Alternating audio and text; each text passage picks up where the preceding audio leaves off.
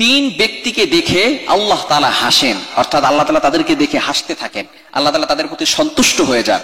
যদি আল্লাহ তাআলা কারো প্রতি এরকম সন্তুষ্ট হয়ে হাসেন, তাহলে ওই ব্যক্তির জন্য কিয়ামতের ময়দানে কোনো প্রশ্ন থাকবে না, বিনা হিসেবে উইল গো টু প্যারাডাইস, তারা জান্নাতে চলে যাবে। অর্থাৎ আপনি অনেককে হাসিয়েছেন, অনেকের মনে আনন্দ দিয়েছেন। আপনি কি আপনার সৃষ্টিকর্তা আল্লাহর মুখে কখনো হাসি ফুটাতে পেরেছেন? আপনি কখনো আল্লাহ তাআলাকে হাসাতে পেরেছেন? এই তিন শ্রেণীর মানুষকে দেখে আল্লাহ সুবহানাহু ওয়া তাআলা হাসেন এবং তাদের প্রতি সন্তুষ্ট হয়ে যান। আসুন এই তিনটি কোয়ালিটি আজকে আমরা আমাদের ভিতরে ফিট করবো, ইনশাআল্লাহ। করা যাবে না? আমরা এই তিনটি কোয়ালিটি আমাদের ভিতরে ফিট করব। নাম্বার ওয়ান, এক নাম্বার হচ্ছে আল্লাহ তাআলা যাদেরকে দেখে হাসেন, সহিহ তারগীবের ভিতরে রয়েছে হাদিসটি। নবীজি সাল্লাল্লাহু আলাইহি সাল্লাম জানিয়ে দিয়েছেন, যে ব্যক্তির সুন্দর স্ত্রী আছে এবং সুন্দর বিছানা রয়েছে, সে চাইলে আনন্দ করতে পারে, সবকিছু আছে, তারপরেও সে রাতের বেলা শেষ রাতে উঠে সে ওযু করে পবিত্র হয়ে তারপরে সে আল্লাহর জন্য নামাজে দাঁড়িয়ে যায়। এই ব্যক্তির দিকে তাকিয়ে আল্লাহ সুবহানাহু ওয়া তাআলা হাসতে থাকেন। বলেন সুবহানাল্লাহ। কেনিবাজিদার আপনি কল্পনা করতে পারছেন?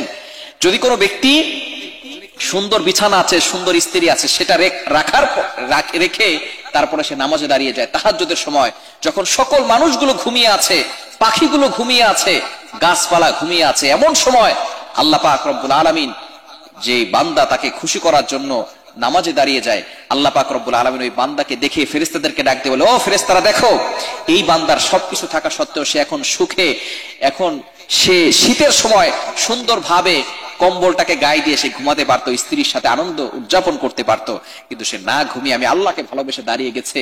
এই বান্দাকে দেখে আল্লাহ তাআলা হাসতে থাকেন এবং তার জন্য ফেরেশতাদের কাছে জান্নাতের জন্য গ্যারান্টি দিয়ে থাকেন।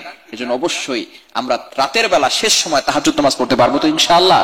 আল্লাহ তাআলা আমাদের সকলকে কবুল করেন। নাম্বার টু, দ্বিতীয় নাম্বার হচ্ছে যে ব্যক্তি আল্লাহর জন্য জিহাদে যায়, অর্থাৎ আল্লাহর রাস্তায় জিহাদ করে এবং হয়তো সে শহীদ হয় অথবা সে গাজী হয়ে ফিরে আসে, অর্থাৎ তার এই কাফেলা, যুদ্ধ কাফেলার যদি সব পরাজয় বরণ করে, তারপরও সে ব্যক্তি একাই আল্লাহর জন্য জিহাদ করে, আল্লাহর দ্বীনকে কায়েম করার জন্য, দ্বীন প্রতিষ্ঠা করার জন্য সে যদি সামনে অগ্রসর হয় এবং জীবনের কোনো পরোয়া না করে, সে হয়তো শহীদ হয়ে যায় অথবা শহীদ না হয়ে গাজী হয়ে ফিরে আসে, এই ব্যক্তির দিকে তাকিয়ে আল্লাহ তাআলা হাসি দেন এবং বলতে থাকে, বান্দা তার জীবনটাকে আমি আল্লাহর জন্য কোরবান করে দিয়েছে, তার সম্পদ, তার জীবন কোনো কিছুই পরোয়া করে না, আমি আল্লাহর ভালোবাসার দিকে, সুতরাং আমি আল্লাহকে এতটা ভালোবাসে, এই বান্দার দিকে তাকিয়ে আল্লাহ তাআলা হাসতে থাকেন এবং তার জন্য জান্নাতের গ্যারান্টি দিয়ে থাকেন।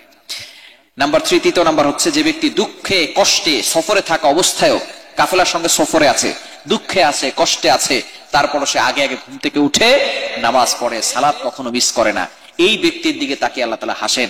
এই তিন শ্রেণীর মানুষকে দেখে আল্লাহ তাআলা হাসতে থাকেন। যাদের দেখে আল্লাহ তাআলা হাসবেন, in the day of judgement, কিয়ামতের ময়দানে আল্লাহ তাআলা তাদের জন্য জান্নাতের ব্যবস্থা করে দিবেন। এজন্য আসুন আমরা এই তিনটি কোয়ালিটি নিজেদের ভিতরে ফিট করি। আল্লাহ তাআলা আমাদের সকলকে